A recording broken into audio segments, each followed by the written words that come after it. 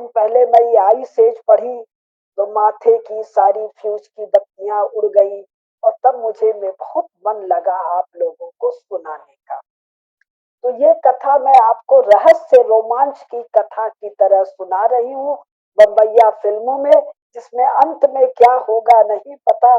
शुरू में कथा चलती जाएगी, अब अंत में कुछ होगा कि नहीं होगा ये भी नहीं पता। तो कथा जैसे जैसे मैंने पढ़ा, जैसे जैसे मेरे मन में हुआ, आप उसको सुनते जाइए।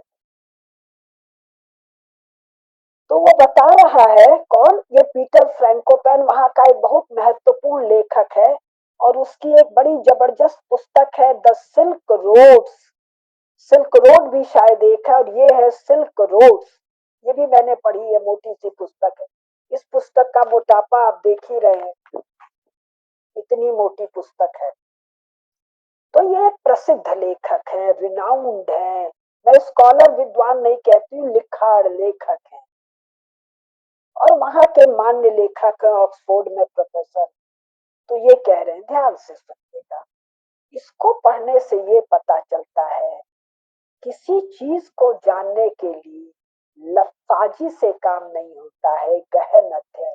और गहन अध्ययन से ऐसे ऐसे रहस्य खुलते हैं, केवल आदमी नंगा नहीं दिखता है। अब कोढ़ी भी कहना, कोढ़ी बड़ा स्वरूप नजर आएगा, इसको बताएंगे। कुरूप कहे तो सबसे कुरूप व्यक्ति शायद कामदेव नजर आएगा, जो ये वर्णन है बताने जा रहे हैं। तो एकेडमिक किताब है, एकेडमिक प्रेजेंटेशन है।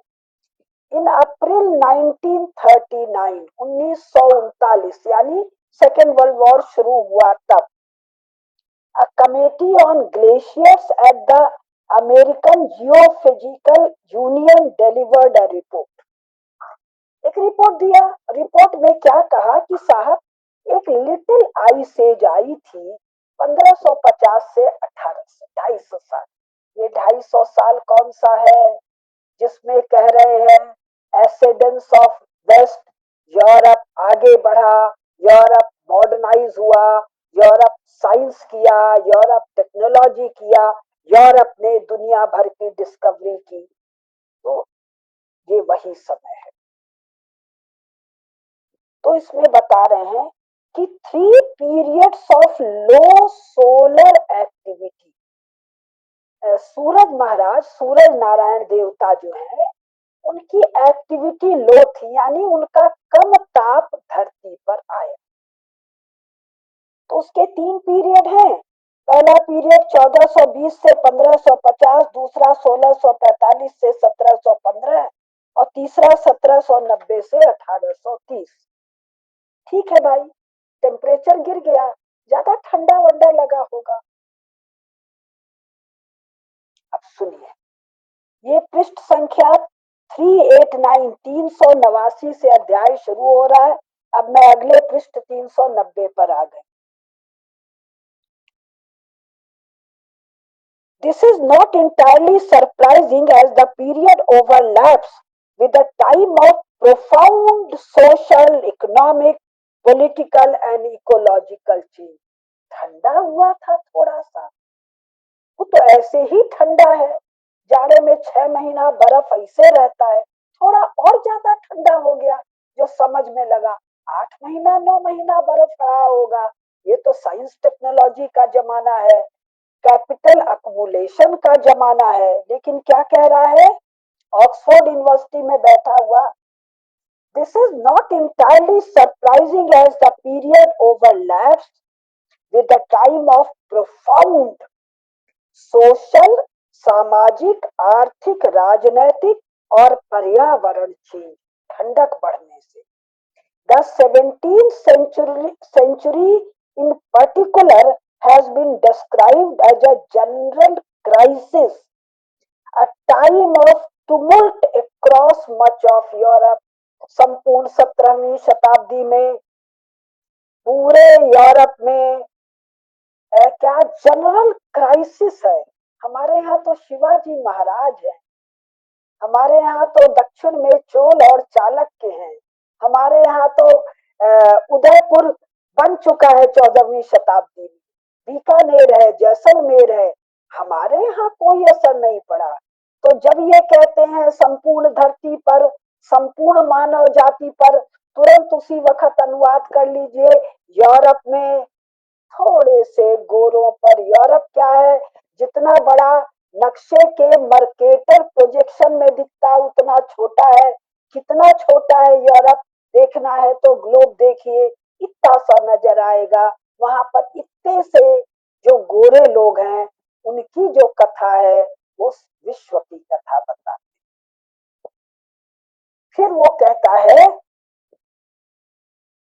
हाँ कि आगे और बताएंगे कि इस समय सूर्य की किरणें धरती पर कम आने लगी। तो धरती पर कम आने से क्या हुआ, ध्यान से सुनिए। स्वीडन, स्वीडन कहाँ है, इंग्लैंड के भी ऊपर है। इन स्वीडन अ शिफ्ट, अब पूरा नहीं पढ़ रही हूँ, इसका अनुवाद बता दे रही हूँ। जो चूल्हा था उस चूल्हे को टाइल का चूल्हा बना दिया। तो हम लोग सुनेंगे कि टाइल का चूल्हा बना, बड़ा साइंटिफिक एडवांसमेंट हुआ। कारण ये था ठंड बढ़ गया तो चूल्हे का मुंह छोटा बनाया। क्यों बनाया, लकड़ी कम लगे और थोड़ी लकड़ी से कमरा गर्म हो जाए। बहुत मजेदार है।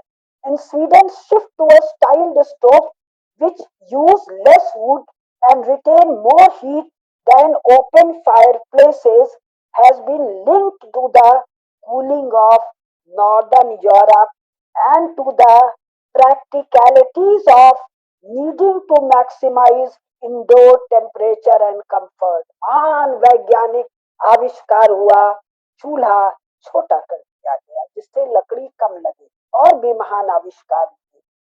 The move away from large multi functional halls towards corridors and small rooms.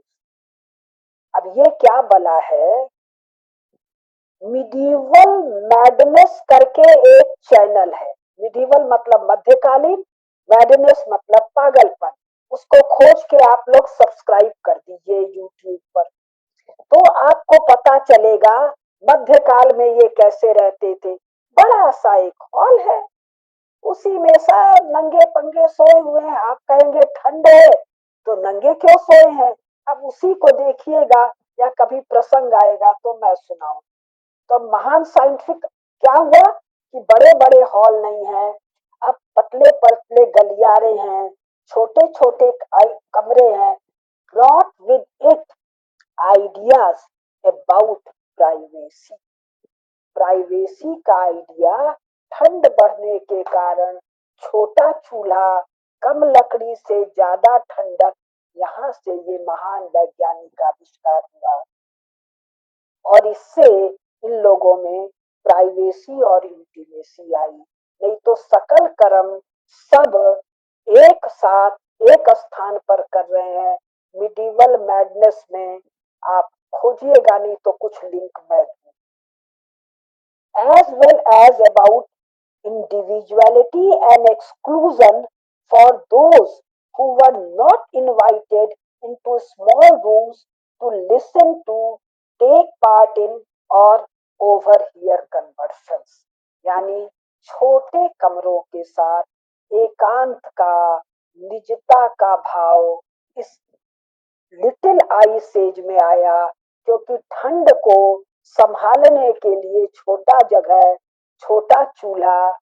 हम लोग तो सोच रहे थे कुछ बिजली बिजली से सेंट्रल हीटिंग कर रहे थे ये लोग हजारों साल से, ये तो चूल्हे से 17वीं शताब्दी में गर्मा रहे हैं।